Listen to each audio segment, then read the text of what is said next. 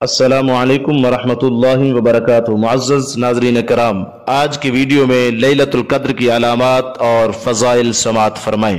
رمضان المبارک کے آخری عشرے میں ایک رات ایسی ہے جو بہت ہی فضیلت والی رات ہے، جسے لیلۃ القدر کہا جاتا ہے، یعنی عزت و شرف والی رات۔ رسول اللہ صلی اللہ تعالی علیہ وسلم نے رمضان المبارک کے آخری عشرے میں اس رات کو تلاش کرنے کا حکم ارشاد فرمایا ہے۔ سیدہ عائشہ رضی اللہ تعالی عنہ ارشاد فرماتی ہیں کہ رسول اللہ صلی اللہ تعالی علیہ وسلم نے فرمایا، تحروا لیلۃ القدر فی الوتر من العشر الاواخر من رمضان، کہ شب قدر کو رمضان المبارک کے آخری عشرے کی طاق راتوں میں تلاش کرو۔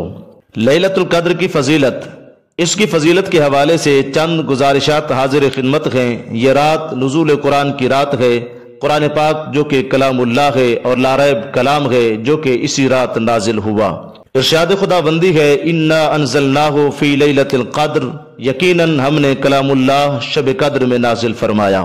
یہ شب قدر 1000 راتوں سے بھی افضل ہے، جیسا کہ قرآن پاک میں اللہ رب العزت فرماتے ہیں، لیلۃ القدر خیر من الف شہر، کہ شب قدر 1000 مہینوں سے بھی افضل اور بہتر ہے، یعنی اس ایک رات کی عبادت 1000 مہینوں کی عبادت سے بھی بہتر ہے۔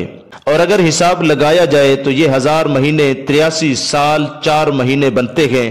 تو یہ اندازہ لگایا جا سکتا ہے کہ یہ امت محمدیہ پر اللہ رب العزت کا کتنا احسان عظیم ہے کہ امت مسلمہ کی مختصر سی زندگی میں زیادہ سے زیادہ ثواب کمانے کے لیے کیسی عظیم سہولت عطا فرمائی ہے۔ اس شب قدر میں فرشتوں کا بھی نزول ہوتا ہے۔ جہاں لیلۃ القدر 1000 راتوں سے افضل اور بہتر ہے، وہیں اس رات میں فرشتوں کا بھی نزول ہوتا ہے، اور یہ رات مکمل سلامتی والی رات ہے۔ ارشاد خدا بندی ہے، تنزل الملائکۃ والروح فیہا باذن ربہم من کل امر سلام ہی حتی مطلع الفجر۔ اس رات میں ہر کام کے سر انجام دینے کو اپنے رب کے حکم سے فرشتے اور روح الامین جبریل نازل ہوتے ہیں، اور یہ رات سراسر سلامتی کی ہوتی ہے اور فجر کے طلوع ہونے تک رہتی ہے۔ اس رات یعنی شب قدر میں قیام کرنا، یعنی عبادات وغیرہ کرنا، گناہوں کی معافی کا سبب بنتے ہیں۔ حضرت سیدنا ابو ہریرہ رضی اللہ تعالیٰ عنہ روایت کرتے ہیں کہ رسول اللہ صلی اللہ تعالیٰ علیہ وسلم نے ارشاد فرمایا، من قام لیلۃ القدر ایمانا واحتسابا غفر له ما تقدم من ذنبہ، کہ جو بندہ لیلۃ القدر میں ایمان کی حالت میں اور ثواب حاصل کرنے کی نیت کے ساتھ نماز قائم کرتا رہتا ہے تو اس بندے کے اگلے تمام گناہ معاف کر دیے جاتے ہیں۔ اس رات جو بھی محروم ہو وہ ہر طرح کی خیر و برکت سے محفوظ ہو جاتا ہے۔ خادم رسول حضرت سیدنا انس بن مالک رضی اللہ تعالیٰ عنہ روایت کرتے ہیں کہ جب رمضان المبارک داخل ہوا تو رسول اللہ صلی اللہ تعالیٰ علیہ وسلم نے ارشاد فرمایا کہ یہ مہینہ آ گیا ہے، اور اس مہینے میں ایک ایسی رات بھی ہے جو 1000 مہینوں سے افضل اور بہتر ہے۔ جو بندہ اس سے محروم رہا وہ ہر طرح کی خیر و بھلائی سے محروم رہا، اور اس کی بھلائی سے محروم صرف وہی رہے گا جو واقعی محروم ہو۔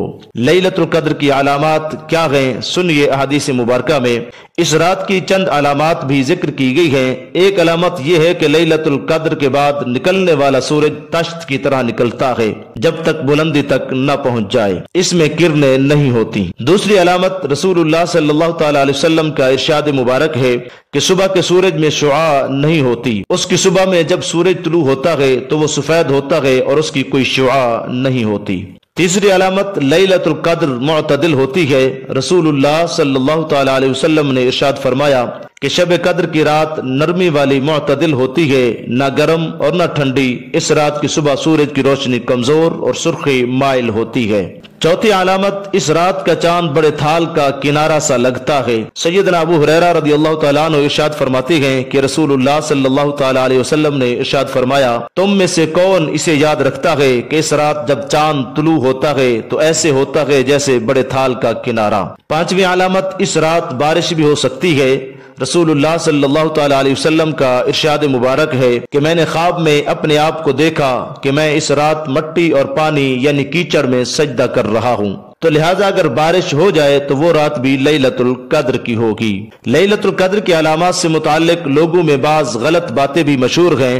مثلا لوگ کہتے ہیں کہ اس رات کتے وغیرہ نہیں بھونکتے اور گدھے کم بولتے ہیں، اور سمندر کا کھارا پانی بھی میٹھا ہو جاتا ہے، درخت زمین کو سجدہ کرتے ہیں، پھر اپنی اپنی جگہ واپس لوٹ جاتے ہیں۔ اسی طرح ہر جگہ روشنی ہی روشنی ہوتی ہے اور اس دن شیطان سورج کے ساتھ نہیں نکل سکتا، وغیرہ وغیرہ۔ یہ سب لوگوں کے ہاں غلط باتیں رائج ہو چکی ہیں جن کا حقیقت سے کوئی تعلق نہیں ہے۔ اللہ رب العزت ہم سب کو دین متین کو صحیح طریقے سے سمجھنے اور عمل کرنے کی توفیق عطا فرمائے، آمین۔ وما توفیقی الا باللہ۔